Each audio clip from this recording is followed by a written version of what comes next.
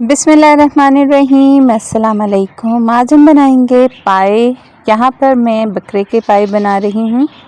अगर आप चाहें तो इसकी जगह बैल या गाय का पाया भी इस्तेमाल कर सकते हैं। बड़े साइज़ के पाए 4 अदद मैंने लिए हैं। अगर आपके पास छोटे साइज़ के पाए हैं तो आप इसमें 6 या 7 अदद इतने ही मसालों के साथ तैयार कीजिए। सबसे पहले पायों को अच्छी तरह से आपने धो लेना है गर्म पानी के साथ। बेहतर है कि पाए आप ख़ुद साफ़ करें अच्छे तरीके से। बाज़ार में मुख्तलिफ़ केमिकल्स डालकर पायों को साफ़ करने की, सफ़ेद करने की कोशिश की जाती है, जो कि सेहत के लिए बहुत ही मुज़िर हैं। अब डालेंगे हम इसमें पानी। पतीले को आपने पानी से भर देना है और हम पायों की पहले यखनी तैयार कर लेंगे। इसके बाद डालेंगे साथ ही इसमें हम कुछ साबित गरम मसाले। पायों में कोलेजन बहुत ज़्यादा पाया जाता है। इसके अलावा आपकी हड्डियों और जोड़ों के मसाइल के लिए बहुत ही मुफीद हैं।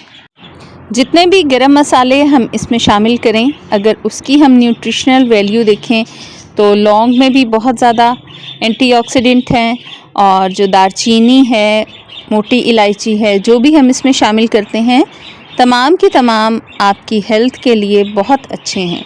तो यहाँ पर शामिल कर रहे हैं हम इसमें सौंफ 1 बड़ा चम्मच, लौंग 1 छोटा चम्मच, साबित काली मिर्च 1 टीस्पून, तेज़पात के पत्ते 2 अदद, मोटी इलायची 3 से 4 अदद, छोटी इलायची 2 अदद, दारचीनी के चंद टुकड़े हम इसमें शामिल करेंगे, और साथ ही साथ हम इसमें 1 अदद साबित प्याज और साबित लहसुन की गट्ठी शामिल कर देंगे।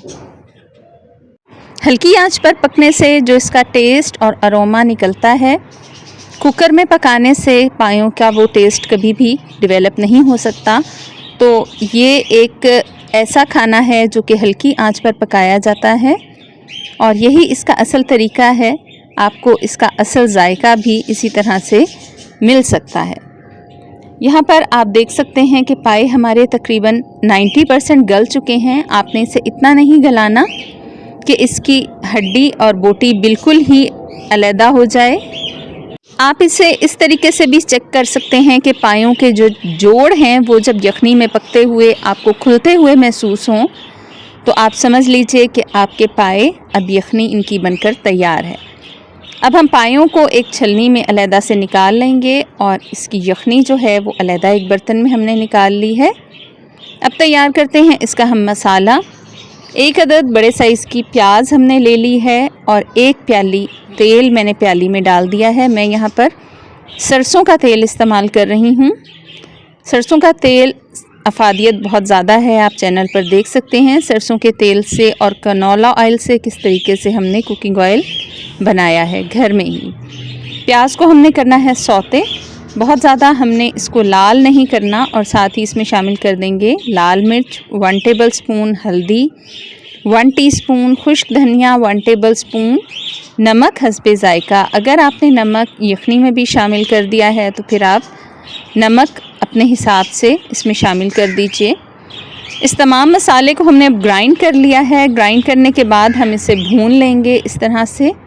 जब तेल इसका ऊपर आ जाएगा तो इसमें हम पायों को शामिल कर देंगे। पायों को भूनते हुए साथ ही शामिल करेंगे इसमें 1 छोटी प्याली दही की, और साथ ही 1 टेबल स्पून होममेड पिसा हुआ गरम मसाला इसमें शामिल कर देंगे।